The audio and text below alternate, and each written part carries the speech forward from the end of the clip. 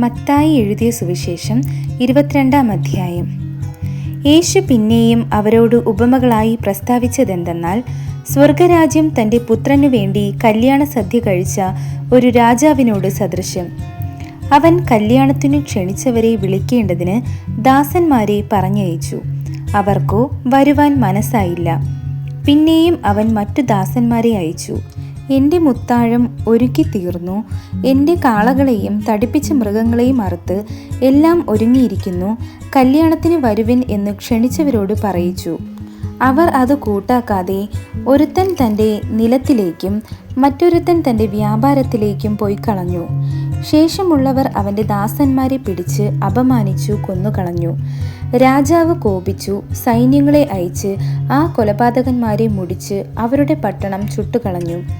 പിന്നെ അവൻ ദാസന്മാരോട്, കല്യാണം ഒരുങ്ങിയിരിക്കുന്നു, ക്ഷണിക്കപ്പെട്ടവരോ യോഗ്യരായില്ല. ആകയാൽ വഴിത്തലയ്ക്കൽ ചെന്ന് കാണുന്നവരെയൊക്കെയും കല്യാണത്തിന് വിളിപ്പിൻ എന്ന് പറഞ്ഞു. ആ ദാസന്മാർ പെരുവഴികളിൽ പോയി കണ്ട ദുഷ്ടന്മാരെയും നല്ലവരെയും എല്ലാം കൂട്ടിക്കൊണ്ടുവന്നു. കല്യാണശാല വിരുന്നുകാരെ കൊണ്ട് നിറഞ്ഞു. വിരുന്നുകാരെ നോക്കുവാൻ രാജാവ് അകത്ത് വന്നപ്പോൾ കല്യാണ വസ്ത്രം ധരിക്കാത്ത ഒരു മനുഷ്യനെ അവിടെ കണ്ടു. സ്നേഹിത, നീ കല്യാണ വസ്ത്രമില്ലാതെ ഇവിടെ അകത്തു വന്നത് എങ്ങനെയെന്ന് ചോദിച്ചു. എന്നാൽ അവന് വാക്കു മുട്ടിപ്പോയി. രാജാവ് ശുശ്രൂഷക്കാരോട്, ഇവനെ കയ്യും കാലും കെട്ടി ഏറ്റവും പുറത്തുള്ള ഇരുട്ടിൽ തള്ളിക്കളവിൻ, അവിടെ കരച്ചിലും പല്ലുകടിയും ഉണ്ടാകും എന്ന് പറഞ്ഞു. വിളിക്കപ്പെട്ടവർ അനേകർ, തിരഞ്ഞെടുക്കപ്പെട്ടവരോ ചുരുക്കം. അനന്തരം പരീശന്മാർ ചെന്ന് അവനെ വാക്കിൽ കൊടുക്കേണ്ടതിന് ആലോചിച്ചുകൊണ്ട് തങ്ങളുടെ ശിഷ്യന്മാരെ ഹെരോദ്യരോടുകൂടെ അവൻ്റെ അടുക്കൽ അയച്ചു.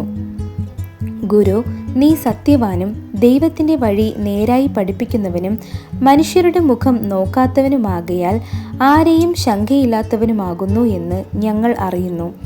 നിനക്ക് എന്തു തോന്നുന്നു? കൈസർക്ക് കരം കൊടുക്കുന്നത് വിഹിതമോ അല്ലയോ എന്ന് പറഞ്ഞു തരയണം എന്ന് പറയിച്ചു. യേശു അവരുടെ ദുഷ്ടത അറിഞ്ഞു. കപടഭക്തിക്കാരെ, എന്നെ പരീക്ഷിക്കുന്നത് എന്ത്? കരത്തിനുള്ള നാണയം കാണിപ്പിൻ എന്ന് പറഞ്ഞു. അവർ അവൻ്റെ അടുക്കൽ ഒരു വെള്ളിക്കാശ് കൊണ്ടുവന്നു. അവൻ അവരോട്, ഈ സ്വരൂപവും മേലെഴുത്തും ആരുടേത് എന്ന് ചോദിച്ചതിന് കൈസരുടേത് എന്ന് അവർ പറഞ്ഞു. എന്നാൽ കൈസർക്കുള്ളത് കൈസർക്കും ദൈവത്തിനുള്ളത് ദൈവത്തിനും കൊടുപ്പിൻ എന്ന് അവൻ അവരോട് പറഞ്ഞു. അവർ കേട്ട് ആശ്ചര്യപ്പെട്ട് അവനെ വിട്ടു പൊയ്ക്കളഞ്ഞു.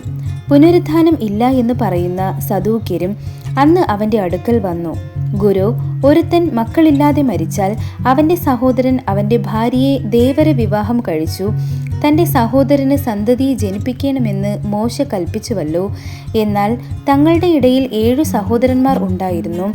അവരിൽ ഒന്നാമത്തവൻ വിവാഹം ചെയ്ത ശേഷം മരിച്ചു. സന്തതി ഇല്ലായ്കയാൽ തൻ്റെ ഭാര്യയെ സഹോദരന് വിട്ടേച്ചു.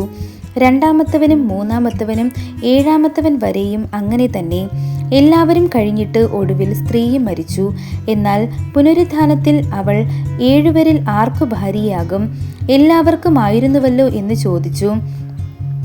അതിന് യേശു ഉത്തരം പറഞ്ഞത്, നിങ്ങൾ തിരുവെഴുത്തുകളെയും ദൈവശക്തിയെയും അറിയായ്ക കൊണ്ട് തെറ്റിപ്പോകുന്നു. പുനരുത്ഥാനത്തിൽ അവർ വിവാഹം കഴിക്കുന്നില്ല, വിവാഹത്തിന് കൊടുക്കപ്പെടുന്നതുമില്ല. സ്വർഗത്തിലെ ദൂതന്മാരെ പോലെ അത്രയാകുന്നു. മരിച്ചവരുടെ പുനരുത്ഥാനത്തെക്കുറിച്ചോ ദൈവം അരുളി ചെയ്തിരിക്കുന്നത് നിങ്ങൾ വായിച്ചിട്ടില്ലയോ? ഞാൻ അബ്രഹാമിൻ്റെ ദൈവവും ഇസഹാക്കിൻ്റെ ദൈവവും യാക്കോബിൻ്റെ ദൈവവുമാകുന്നു എന്ന് അവൻ അരുളി ചെയ്യുന്നു. എന്നാൽ അവൻ മരിച്ചവരുടെ ദൈവമല്ല, ജീവനുള്ളവരുടെ ദൈവമത്രേ. പുരുഷാരം ഇത് കേട്ടിട്ട് അവൻ്റെ ഉപദേശത്തിൽ വിസ്മയിച്ചു. സദൂക്യരെ അവൻ മിണ്ടാതാക്കിയ പ്രകാരം കേട്ടിട്ട് പരീശന്മാർ ഒന്നിച്ചുകൂടി. അവരിൽ ഒരു വൈദികൻ അവനെ പരീക്ഷിച്ചു. ഗുരു, ന്യായപ്രമാണത്തിൽ ഏത് കൽപ്പന വലിയത് എന്ന് ചോദിച്ചു. യേശു അവനോട്, നിന്റെ ദൈവമായ കർത്താവിനെ നീ പൂർണ്ണ ഹൃദയത്തോടും പൂർണ്ണ ആത്മാവോടും പൂർണ്ണ മനസ്സോടും കൂടി സ്നേഹിക്കണം. ഇതാകുന്നു വലിയതും ഒന്നാമത്തേതുമായ കൽപ്പന. രണ്ടാമത്തേത് അതിനോട് സമം, കൂട്ടുകാരനെ നിന്നെപ്പോലെ തന്നെ സ്നേഹിക്കണം. ഈ കൽപ്പനകളിൽ സകല ന്യായപ്രമാണവും പ്രവാചകന്മാരും അടങ്ങിയിരിക്കുന്നു എന്ന് പറഞ്ഞു. പരീശന്മാർ ഒരുമിച്ച് കൂടിയിരിക്കുമ്പോൾ യേശു അവരോട്, ക്രിസ്തുവിനെക്കുറിച്ച് നിങ്ങൾക്ക് എന്ത് തോന്നുന്നു? അവൻ ആരുടെ പുത്രൻ എന്ന് ചോദിച്ചു. ദാവീദിന്റെ പുത്രൻ എന്ന് അവർ പറഞ്ഞു. അവൻ അവരോട്, എന്നാൽ ദാവീദ് ആത്മാവിൽ അവനെ കർത്താവ് എന്ന് വിളിക്കുന്നത് എങ്ങനെ? ഞാൻ നിന്റെ ശത്രുക്കളെ നിന്റെ പാദപീഠമാക്കുവോളം എൻ്റെ വലതുഭാഗത്ത് ഇരിക്ക എന്ന് കർത്താവ് എൻ്റെ കർത്താവിനോട് അരുളി ചെയ്തു എന്ന് അവൻ പറയുന്നുവല്ലോ.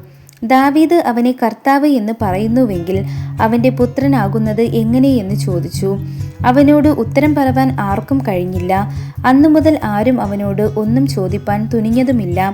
ഈ വായിച്ചു കേട്ട തിരുവചന വേദഭാഗങ്ങളാൽ ദൈവം നമ്മെ ഓരോരുത്തരെയും സമൃദ്ധമായി അനുഗ്രഹിക്കുമാറാകട്ടെ. ആമേൻ.